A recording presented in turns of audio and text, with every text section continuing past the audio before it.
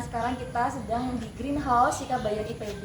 Kita sedang melakukan penelitian bibit kelapa sawit yang menggunakan Fumaiko. Ini mahasiswanya yang melakukan penelitian, namanya Ardina. Jurusan apa, Ardina? Manajemen sumber daya lahan. Manajemen sumber daya lahan angkatan? Angkatan 56, 2019. Oke, ini kita udah 3 bulan ya. Iya. Hasilnya bagaimana, Dina? Ya, di sini kita ada 6 perlakuan. Untuk yang pertama ada kontrol. Kemudian ini menggunakan NPK standar sesuai dengan jenis PPKS, yaitu 2,5 gram. Kemudian ada perlakuan Fumaiko 20 gram. Kemudian keempat ada NPK standar dengan Fumaiko-nya 20 gram. Dan ada NPK 3/4 dosis dengan Fumaiko-nya 20 gram. Dan yang terakhir ada NPK setengah dosis dan juga Fumaiko 20 gram. Oke, jadi ini kontrolnya ya, yang nggak pakai pupuk apa-apa. Ini yang pakai pupuk NPK 2,5 gram dosis dari PPKS. Kemudian ini pupuk kayak kita nih, Fumaiko yang dosisnya itu di Prendosari kita berikan dosis 20 gram. Kemudian kita ingin mengetahui nih, dengan pemberian Fumaiko 20 gram, NPK-nya itu kita kurangin. Kalau ini belum dikurangin nih, ini NPK-nya masih 2,5 gram sesuai juknis. Yang ini dikurangin jadi 3/4 NPK, kalau ini jadi setengah NPK. Terus sudah dihitung statistiknya, sudah Ibu? Hasilnya uji jenjang gimana? Ya, kalau berdasarkan uji statistik yang sudah dilakukan, berarti ini NPK 3/4 gram dosis itu dengan Fumaiko 20 gram memiliki hasil yang paling bagus di antara ke-6 perlakuan. Dan yang kedua di sini ada juga NPK setengah dosis dan juga Fumaiko 20 gram. Jadi secara statistika dua ini ya? Iya, Ibu. Dua ini yang paling berpengaruh nyata ya terhadap tinggi, diameter juga ya? Ya, dan juga jumlah daun. Ada tinggi, diameter, jumlah daun. Jadi kesimpulannya pemberian Fumaiko 20 gram itu mampu menurunkan dosis NPK ya? Iya, betul Ibu. Kemudian kalau kontrol gimana? Ya, seperti yang dilihat di sini kontrol hasilnya paling kurang baik karena tingginya juga paling rendah dan juga diameternya paling kecil dengan jumlah daun paling sedikit. Yang bisa kita lihat jumlah daunnya juga kecil-kecil dibandingkan dengan penggunaan Fumaiko, hasilnya lebih berbeda nyata. Kalau kontrol jelas ya dia paling jelek karena kan nggak pakai pupuk sama sekali dan juga tidak ada pupuk hayati sama sekali. Ya. Kalau menurut Ardina nih, yang NPK standar dengan Fumaiko aja hasil statistiknya gimana?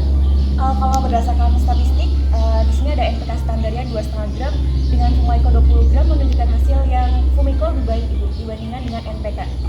Ya, di sini tingginya lebih bagus dan juga diameternya juga tinggi. Jadi secara hasil bincan ini ya masih lebih bagus yang Fumaiko ya? Ya, betul Ibu. Jadi tadi setelah kita polybagnya kita gunting, kemudian kita pisahkan tanahnya. Kayak tadi kita ngambil sampel tanah ya, udah ya, sambil ngambil sampel tanah itu fungsinya untuk melihat jumlah dan jenis Cera mycorrhiza pada polybag itu. Kemudian sampel akar udah tadi? Sudah. Sampel akar nanti akan kita bawa ke lab, kemudian akan kita warnain akarnya. Setelah diwarnain, dibuat preparat dan nanti akan kita hitung kolonisasi akarnya atau infeksi akarnya. Nah sekarang ini kondisinya si bibit sawit ini sudah tidak ada polybagnya, tidak ada tanahnya. Ini kemudian untuk menghitung biomasa. Biomasa itu terdiri dari berat kering akar dan juga berat kering tajuk.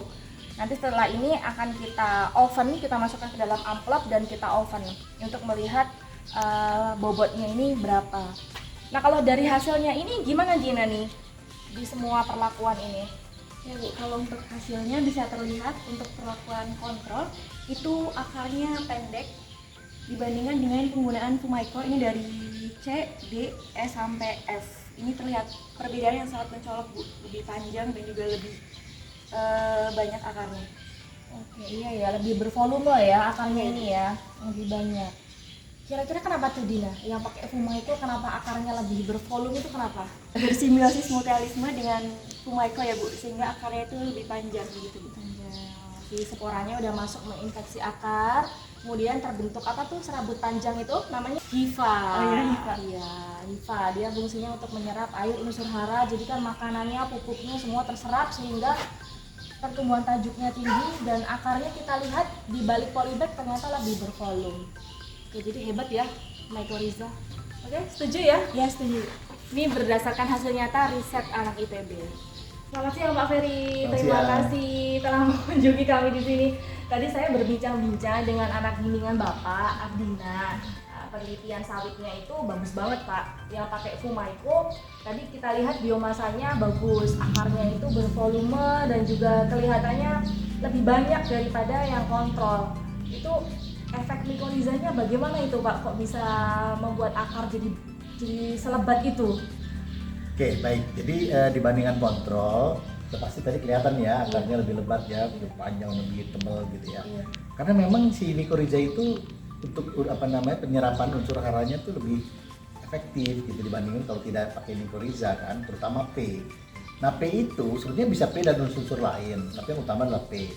Nah P itu dijadikan energi, bikin ATP. Nah yang di ATP ini yang bisa membantu lagi penyerapan unsur lain yang digunakan terutama unsur mikro. Nah, makro kan sudah terpenuhi. Nah, oleh karena itu dengan ada kombinasi makro mikro ini memperkuat juga untuk pertumbuhan vegetatif terutama di akar ini gitu. Dan mungkin juga akan kelihatan juga sebenarnya dari luas penyerapan haranya juga menjadi bertambah ya gara-gara asosiasi fungsi dan akar tanaman yang berupa mycorrhiza ini, sehingga dia bisa menambah jangkauan atau luas penyerapan haranya lebih jadinya kan. Itu kehebatan dari mycorrhiza gitu. Jadi artinya langsung jadi tadi meningkatkan penyerapan unsur hara ya Pak ya, terutama unsur P. Iya. Dan dari situ energinya jadinya lebih banyak ya Pak. Ya. Tadi juga tajuknya kelihatan lebat sih Pak, yang pakai Fumaico itu tadi Pak. Tidak hanya akar, untuk tajuk juga bisa meningkatkan tinggi, diameter dan juga jumlah daun ya Pak ya. Nah ini yang bagusnya ya, terutama di sawit nih. Kita lagi perlu sawit ya, di mana sekarang udah mulai gencar tanam sawit di Indonesia ya, nomor 1 di dunia lagi. Dia itu misi mycorrhiza, dia tuh udah bisa merangsang pembuatan hormon, terutama hormon sitokinin yang bisa membuat tajuk itu. Nah, di situ juga ternyata diteliti lagi ada hormon-hormon yang bisa membantu pertumbuhan vegetatifnya berupa tajuk tadi itu. Gitu. Nah inilah kelebihan lagi dari satu mycorrhiza. Kira-kira ya. Saya nambah ilmu nih. Terima kasih banyak Pak Ferry atas masukan ilmunya dan penjelasannya tentang mycorrhiza. Sama-sama. Makasih. Oke, demikian teman-teman semua hasil penelitian Fumaico pada bibit pre-nursery kelapa sawit. Sampai jumpa.